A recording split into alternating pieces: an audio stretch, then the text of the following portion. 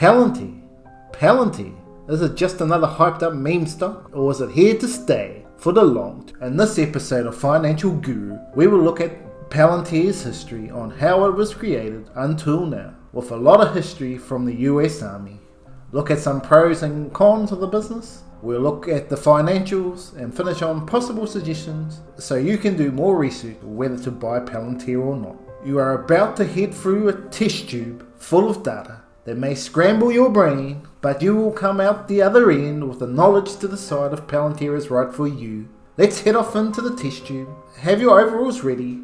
It could get a bit wet out here. Here we go!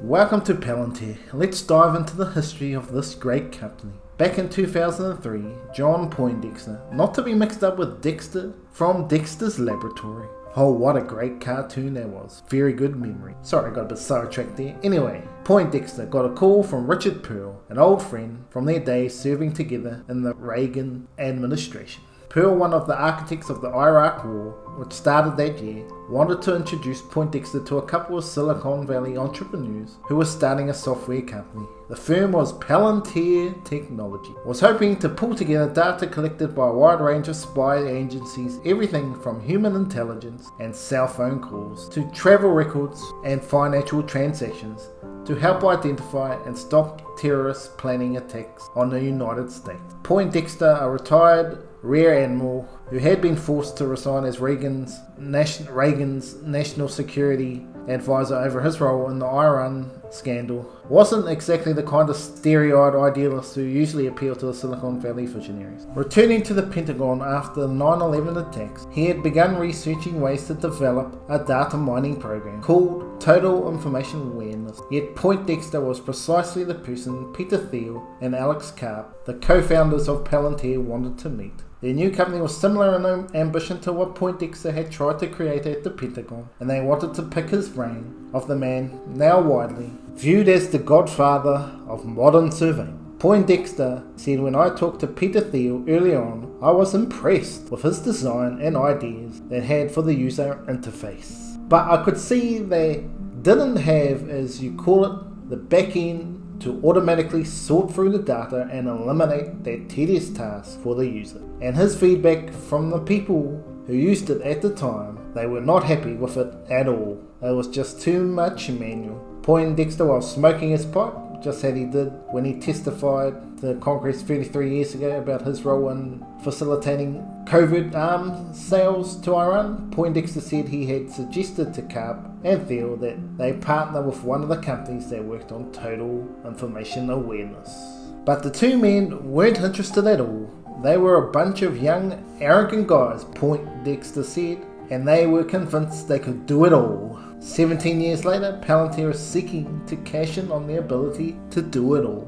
Over the years, the company has worked with some of the government's most secretive agencies, including the CIA, the NSA, and the Pentagon Special Operations Command. As of the moment, it is valued around the $20 billion mark, elevated to the loftiest heights of the tech unicorns. Privately held companies valued at more than $1 billion. On September 30th, 2020, Palantir started selling shares in a highly anticipated gambit could make Karp one of the Silicon Valley's richest CEOs and cement the reputation of Thiel, the first outside investor in Facebook and a co-founder of PayPal, as one of the most visionary tech entrepreneurs of his generation. Palantir public offering was founded on the company's sales pitch that its software represents the ultimate tool of surveillance, named after the Seeing Stones in The Lord of the Rings. Palantir is designed to ingest the mountains of data collected by soldiers and spies and police fingerprint, signal intelligence, bank records, tips from confidential informants,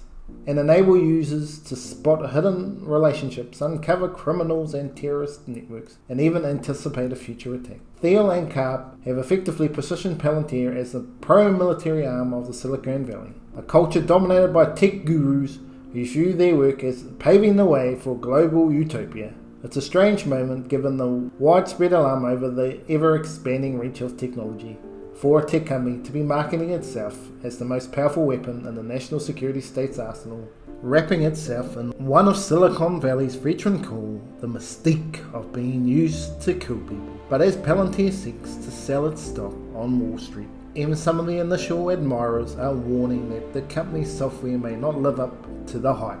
More than a dozen former military and intelligence officials interviewed, of whom were instrumental in persuading the government agencies to work with Palantir, expressed concerns about the firm's penchant for exaggeration, its apparently flaunting of federal rules designed to ensure fair competition, and its true worth. The company largely succeeded. They say not because of its technological wizardry, but because its interface is slicker and more user-friendly than the alternatives created by the defense contractors. Where you get into trouble is where the software gets so complicated that you have to send people in to manage it, said one former CIA official, who is complimentary of Palantir. The moment you introduce an expensive IT engineer into the process, you've cut your profits. Palantir, it turns out, has run headlong into the problem plaguing many tech firms engaged in the quest for total information awareness. Real-world data is often too messy and complex for computers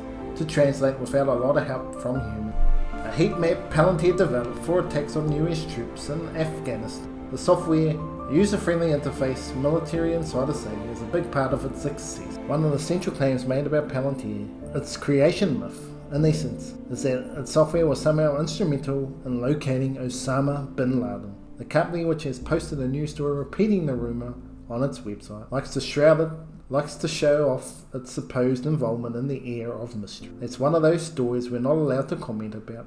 Karp once said in an interview, the only known basis for the claim, which has been repeated in dozens of articles, comes from the Finnish Mark Bowden's book on the 2011 raid that killed bin Laden. Bowden does not actually say Palantir was used in the raid, but he credits the company with perfecting the data collection and analysis that Poindexter had initiated with Total Information Awareness. In the aftermath of the 9/11 attack, Bowden writes, came up with a program that elegantly accomplishes what TIA had set out to do. Thiel, according to Poindexter, wasn't even interested in building on TIA's. His people were telling him they didn't need it. Poindexter recalled from the start, Palantir has drawn on a circle of loyal insiders to build the company. Apparently 24 of the company's employees currently came from the staff of Thiel's student publication. They supported liberalism, gay rights and ethnic groups. Palantir's initial technology was adopted from one of Thiel's other endeavours, PayPal, in 2000. Engineers at the online payment company wanted to use the software to help identify fraudulent transactions. But they found the computer algorithms alone couldn't keep up with how quickly criminals adapted. The solution was a program called Eagle, after a Russian criminal who was taunting PayPal fraud department that flagged suspicious transactions from humans to review. In 2003, after PayPal was sold, Thiel approached Alex Karp, a former Stanford classmate with a PhD in neoclassical social theory, with a novel idea.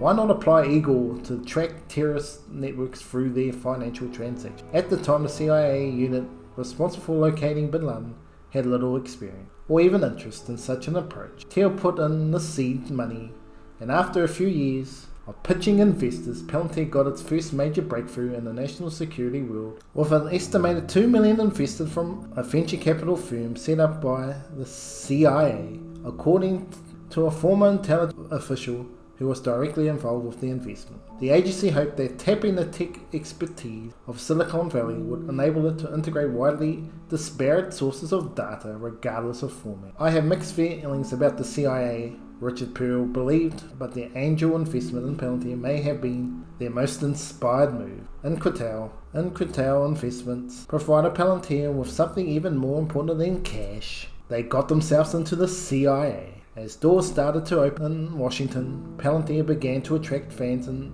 the secretive communities of intelligence and national security.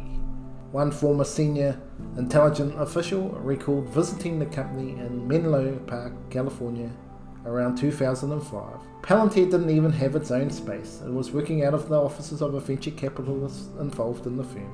We went out the back to carriage houses and there were sleeping bags under the desk, the former official recalled. That's where the engineers who were doing the coding were actually living and sleeping. But contracts with spy agencies were never going. to provide Palantir with enough scale to satisfy the investors. The company needed new customers, especially in the lucrative world of defense contracting, and Thiel knew just how to get them. In Thiel's book, he notes a critical move in PayPal's success. In the early days, the company essentially paid people to sign up, handing out $10 to each new customer under federal rules for procurement, which are laid out in a telephone book-sized manual. You can't pay Pentagon officials to buy your product because that would constitute bribery, and it made no sense to entice individual soldiers to use your products because they don't have the power to make procurement decisions. But that remarkably is exactly what Palantir did. Not long after Inquitel investment, the company began providing software and training to members of the armed forces about to deploy to Iraq or Afghanistan. Rather than focus on lobbying the Pentagon from the outside, Palantir introduced its products straight inside the military, creating both an internal demand and a network of pre-trained users. They would basically contact the soldiers and say, "Hey, would you like to get some training on this tool?" recalled Heidi Shue, the then Army Chief Weapon Buyer. Chris Eva, a Marine Infantry officer who was attending the Naval Postgraduate School in 2006, was an early beneficiary of Palantir's unorthodox marketing techniques. The school was located in Monterey, California, just down the road from Silicon Valley, and Palantir had already established a foothold at the institution. Eva was excited when he was invited to visit the tech startup, where he saw engineers walking around with t-shirts that read, "Google is our backup job." But Palantir wasn't trying to recruit Eva as an employee. Instead, he said he got funding worth about $10,000 to support his graduate work, which paid for a high-end computer and access to critical data. Eva was also supplied with Palantir software, which the school was leasing for $19,000 a year. The company provided an analyst at its own expense to work with the students. In return, Eva told me I had to publish a thesis, and the findings would sort of go back to them. By the time he deployed to Afghanistan in 2011, Eva was a true believer in Palantir. He was not only trained to use the company's software, but given a personal version to take with him.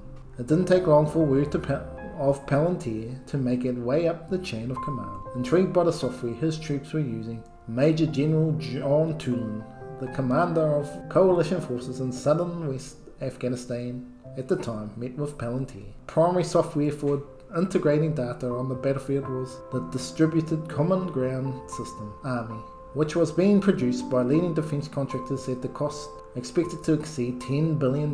But users of the DCGSA, particularly those with no training in intelligence systems, found it too clunky and prone to crashing. Palantir had a crafty marketing campaign that had paid off, but the Pentagon was essentially picking up the tab for it. Wowza, they're an interesting company here, Palantir. Have an interesting marketing strategy. In Afghanistan, improvised explosive devices were the leading killer of troops, and Palantir allowed users to quickly track where the attackers were taking place. Tulin, impressed with the technology, secured some modest funding to buy the software, which came with the added benefits of a team of company engineers who embedded with his forces in Afghanistan.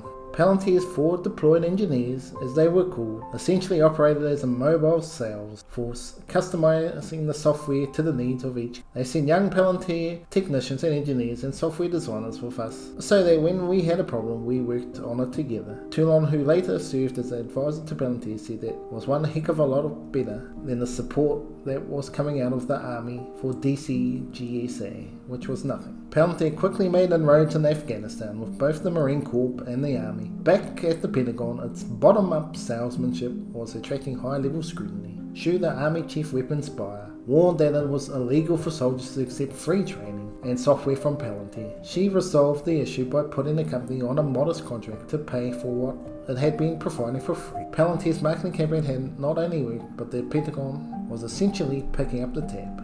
But Palantir didn't want one contract, it wanted to become the Pentagon's primary provider of intelligence software on the battlefield. That drew the ear of the military officials who were invested in the DCGSA. What was this off-the-shelf software with a slick user interface that was challenging the system they had spent years assembling? At that stage, as critics were pointing out, Palantir couldn't do the type of data integration across the armed services that the Pentagon needed. Shue decided to check things out for herself. In 2013, She visited the military bases in Afghanistan, including those at Bagram, Kandahar and Kabul, and spoke with intelligence analysts and soldiers engaged in military operations on the battlefield. At one point, she even watched analysts using DCGSA and Palantir side by side. Both software programs operated as a sort of Google for spies, allowing users to search and sift through intelligence and battlefield data. But the user interface for Palantir was more like the everyday program soldiers were accustomed to running on their PCs or Macs. After loading Palantir on their laptops, soldiers could quickly scroll and click through to different options, whether they were searching for Taliban leaders, associates, or tracking the financial networks of a drug kingpin. Palantir also incorporated appealing visual icons to represent things like brigades and battalions, in contrast to the stodgy military interface of the DCGSA, which relied on less intuitive features. With Palantir, an analyst could pull up a map of an area soldiers were about to patrol, draw a bubble around it, and see where improvised explosive devices had gone off in the past week or months. With just a few clicks, Palantir created a heat map of potential danger zones. Analysts could do the same thing with DCGSA, but it took longer. Another plus for Palantir, it didn't crash nearly as often. Its software wasn't necessarily any better at passing intelligence, but Shu could see why soldiers, particularly infantries who didn't have time to learn a complex program, preferred it. I walked away, convinced that Palantir is much easier to use, she says.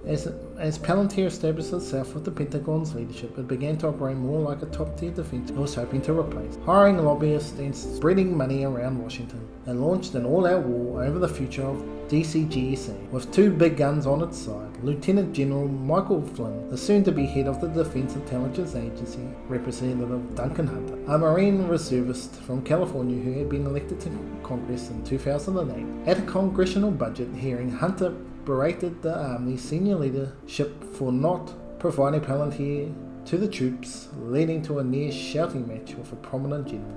No one quite understood Hunter's obsession with Palantir. I won't question his passion, a former senior Army official suggested, but sometimes his passion overtook his veracity. They called for the military to replace it with DCGSA. The Army suggested it needed to move to DCGS 2.0 quickly.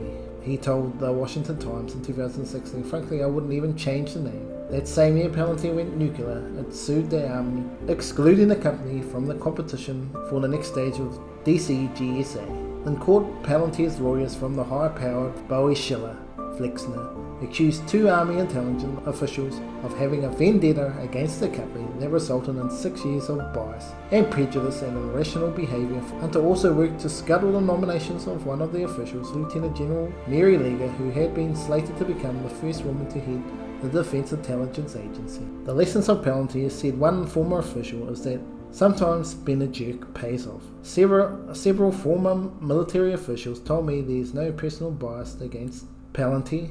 The issue, they said, was that a way the company had ignored the rules by giving away free goods and services in form Palantir software and training. They did that in amounts of over $1 million, I know for sure, said a former senior Army official who was involved with the issue. And that was just one customer at the Army Brigade level.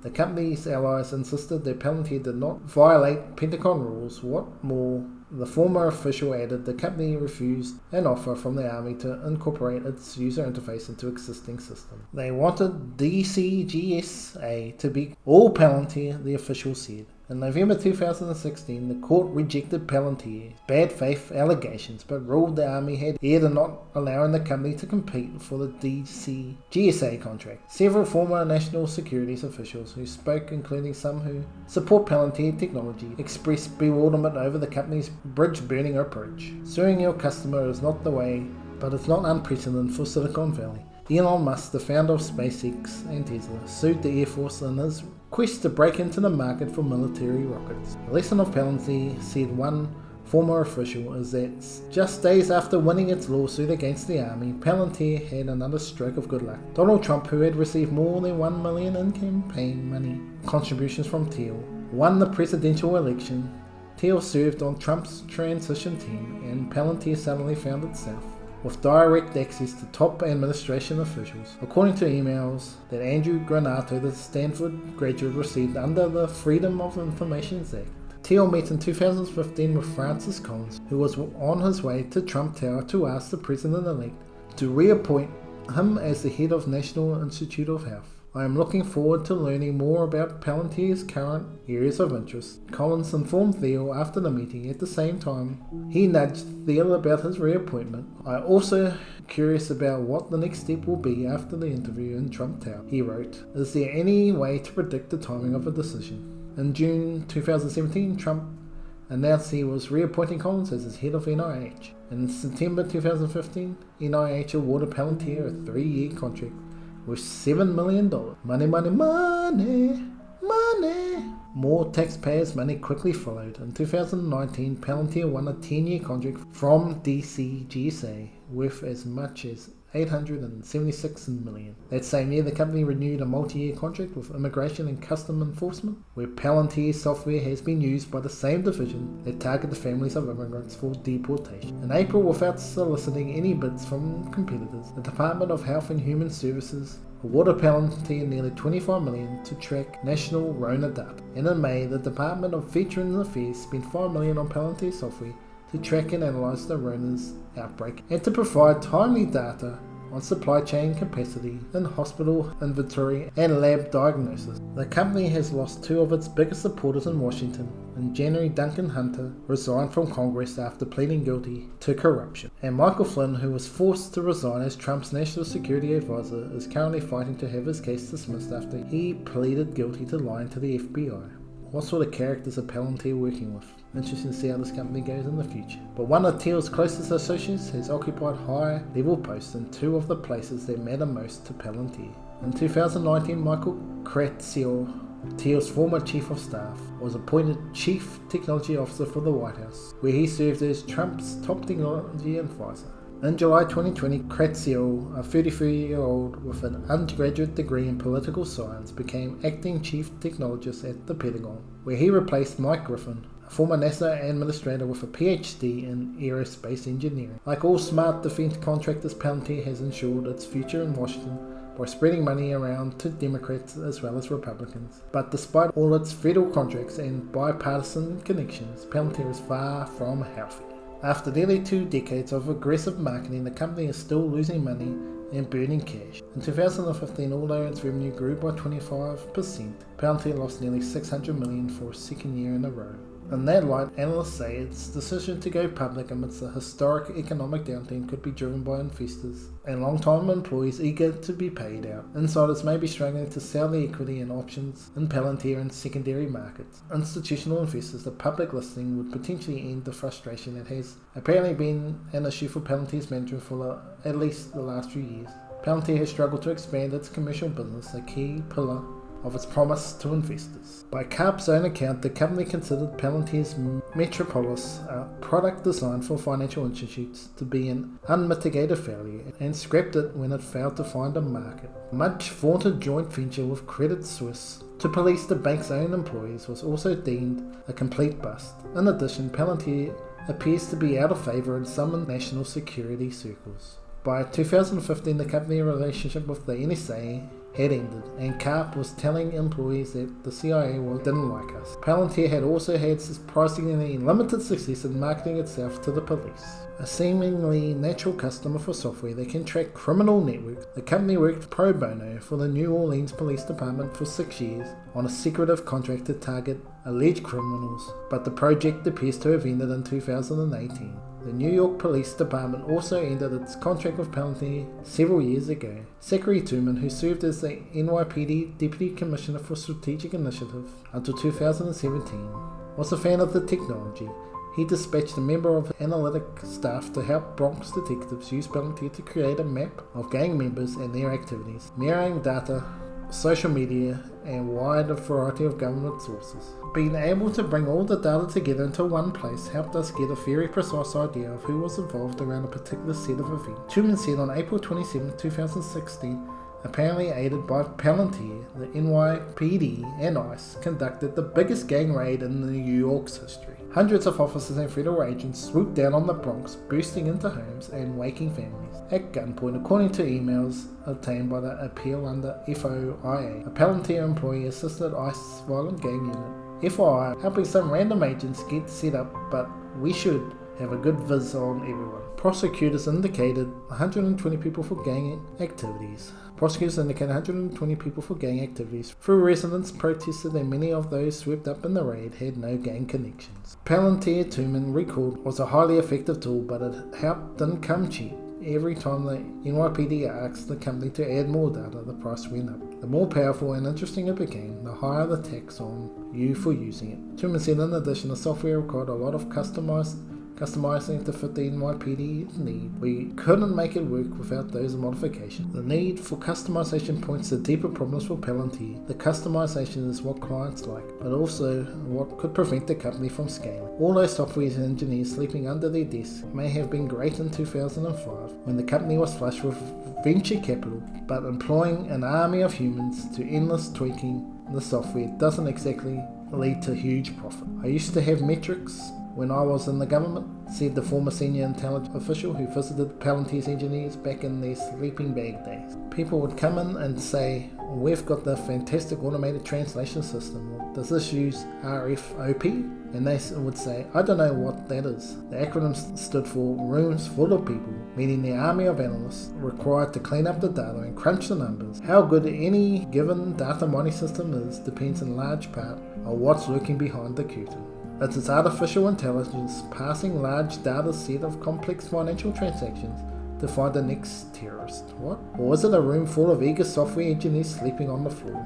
Palantir portrays its software as like its namesake, a crystal ball you gaze into for answers. The company emphasizes it has reduced the time needed to get its software up and running. And former officials told me Palantir has made big improvements to its back end over the years. But the truth is that it still appears to take a lot of manual labor to make it work. And there's nothing magical about that distinction. Did not matter to the soldiers in Afghanistan who were trying to pinpoint IEDs, but it made a huge difference to potential investors because rooms full of people are not nearly as profitable as simply installing software and walking away. Palantir provides many types of information. After all, it gathers and processes by human and may be entered inconsistently or provided in wildly different formats or riddled with inaccuracy. It's messy like the real world. It reflects and records, and it doesn't always fit into software with any sort of mathematical precision. When I saw a recent demonstration of Palantir software, the interface struck me as user-friendly, something anyone with basic computer literacy could figure out. Want to know how many aircrafts are available for a specific mission? How long it will take them to get to their destination. With a simple query, Palantir can tell you. Then I was shown a data set of military personnel, which had to be cleaned up to make it usable on Palantir. It wasn't only a magic code doing the cleanup, it was a human being, and even locating someone who could explain what needed to be done had proven time-consuming. It took many phone calls to find a subject matter expert. One person involved told me, a lot like Rooms Full of People. On September 9th, 2020, Alex Karp appeared on an investor webcast dressed in bright sport gear and hiking up a trail of roller skis. Often described as eccentric or a deviant philosopher, he stopped and faced the camera, his unruly curls pointing in different directions, and began to talk about Palantir's tremendous growth. Some 17 years after Karp and Thiel met with John Poindexter, full of confidence and short on engineering, the company was finally set to go public.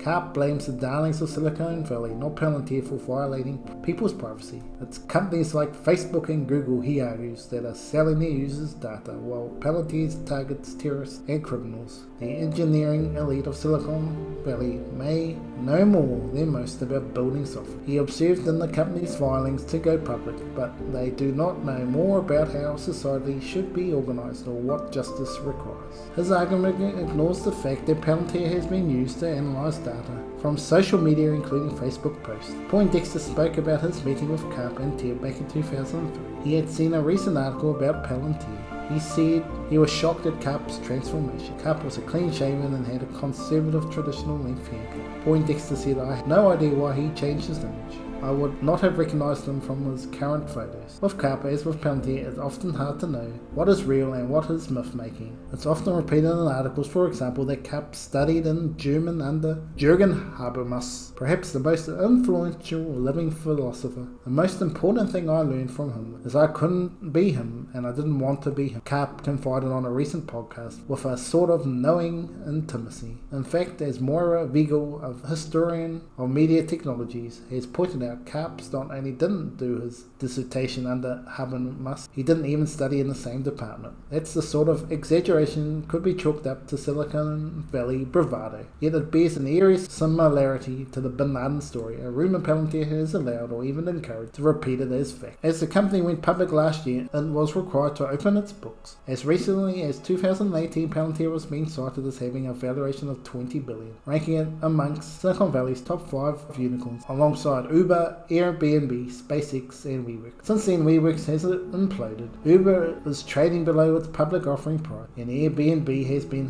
hit by the pandemic-driven collapse in book. While Palantir's filings indicate it hopes to surpass $20 billion, some industry analysts suspect that the goal is far beyond what its business model can justify. How much Palantir is worth depends in large on what kind of company you think it is. Palantir markets itself as a software as a service, a business category that includes products like Microsoft Office 365. But Microsoft is not embedding software engineers in Afghanistan to help soldiers with Excel.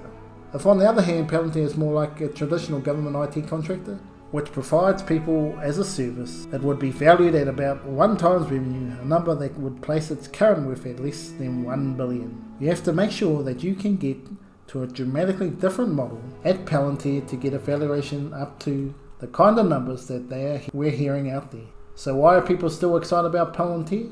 One former national security official told me the company is now famous for being famous. Sort of like the Kardashians, but he's doubtful Palantir Technologies can match the sky-high valuations that came with all the hype. As soon as there's an IPO, I will short the stock. He said, if I'm right, Palantir is loved in the way the Kardashians are loved. The Kardashians are not going to be famous forever, so short the stock while they're famous, and just wait for their 15 minutes of fame to end. Palantir, the growth is just about to begin for one and all. Palantir has over $2 billion in liquidity, which it can use for expanding its business and scaling its solution. Palantir, or PLTR, the ticker symbol on the stock exchange. Growth is just about to begin, as the bullish sentiment becomes stronger every day. With an expected annual top-line growth of over 30% in the upcoming year, Palantir can quickly expand its business, increase the number of clients, solidify its position as one of the best data-driven software solution providers on the market. In addition, with a short interest of less than 4%, there's very little resistance from short sellers, so it's likely only a matter of time until Palantir stock reaches and breaches its local resistance level of $30 per share. Positive development drive growth. Palantir specializes in developing unique software solutions that collect all kinds of data within any organization structure in the most efficient way and helps the management of those organizations better understand their processes and give them an ability to improve the overall efficiency of their enterprise. As of today, Palantir's 2 major platforms are Gotham, which provides data solutions to governmental entities, and Foundry, which is aimed at commercial clients who want to better learn all the details of their. While Palantir was formed back in 2003, it hasn't added many new clients in recent decades, as it was constantly working on improving its data-driven software solutions first. Thanks to all its efforts, Palantir now has one of the most advanced software solutions for collecting and organizing data, and with an additional capital which it has gained from becoming a public company last year, it now has all the resources and opportunity to scale its operations in the following year. While back in October, Palantir had only 125 customers and managed to increase them by 19.2% to 149 customers at the end of Q1. In addition, Palantir also has a prestigious list of customers, which makes other organizations more interested in working with them into the future. The company has been closely working with the military industrial sector, winning various awards from the Department of Defense, while at the same time it has also gained a number of Rona tracking related contracts from the government centered around the globe to help them better manage their resources and tackle the Rona at the same time. Palantir, along with Airbus, has also developed a unique data sharing solution for the aviation sector called Skywire, which has helped it win a new FAA contract in recent weeks. In addition, in the last few months, Palantir has been actively winning new software-related awards from the Space Force USSO. Going forward, it's very likely that once those contracts are completed, all of those agencies will continue to work with Palantir, since hiring a new contractor and developing new software from scratch is not going to be the best solution or easy to change. Thereby, while Palantir indeed has a long sales cycle, once it signs a customer, there's a high chance that that customer will stick with the company for a long time. Overall, Palantir has lots of room to grow, and it seems that the time to reap the benefits is finally here. If we believe that the data is the new oil of 21st century and the ability to understand it in the most accurate way is the future, then it's safe to assume that Palantir is in the right place and in the right time to benefit from the increased demand for data-driven software solutions going forward. The risks. One of the major bearish arguments for Palantir is that the company continues to burn cash even though it has been operational since 2003. While it's true that Palantir is unprofitable, as its Q1 net loss was $123.5 million, it's not entirely a valid argument. First of all, Palantir is still a growth company far away from its maturity, so being unprofitable is a normal thing at this stage. In addition, Palantir is also profitable on the operational level. In Q1, an adjusted operating margin of 34% was above the guidance of 23%, and the company recorded a record gross profit of $267.1 million, which equals to 78% of its sales, which stood at $341.2 million during the same period. Palantir, you can also argue, one of the biggest issues with profitability is their expertise workforce. Doesn't matter which company they get involved in, the data analysis is too complex for a computer alone to solve. So expensive data and code experts are hired, ready in remote access locations, or have to be available all the time in the army and security services. This is something they need to change and improve the data collection in their software to make their algorithm better. Another bearish argument is that due to the intense selling pressure from insiders, the stock is unable to appreciate, and as a result constantly trades between the same technical support and resistance levels. However, if you look at the data, the Palantir average daily volume is around 50 million shares, so the selling of a couple of million shares per month by Palantir insiders is not going to prevent the stock from growing when the bullish sentiment prevails. In addition, while it's true that the company's senior management has been unwinding their positions in the last few months, they still hold a significant 10% stake in the company, and it's in their best interest for the shares to go higher, since they'll be able to lock in profits at more attractive prices. The query though is, do executives know something we don't? Why are they taking their profits? Is the company about to crash and burn, as they are not getting enough new customers and relying too much on the current customers to survive? Considering all this, I don't believe that a net loss and the selling pressure from insiders to be a major risk. It could prevent the stock from appreciating. However, there is always going to be a possibility that they will scare off some of their investors and delay the stock's appreciation in the short term. When Palantir first went public, Palantir opened at $9 per share. The stock attracted massive interest from institutional and retail traders, and Palantir shot up to $45, rendering it an unattractive investment. After a much-needed correction and stabilization, Palantir finally looked attractive again. Furthermore, Palantir's financial performance is tracking ahead of forecast predictions. Where shall we go from here? At a market capitalization of around $45 billion, Palantir trades at a forward PE of around 106, which is close to the median forward PE of its peers from the application software industry.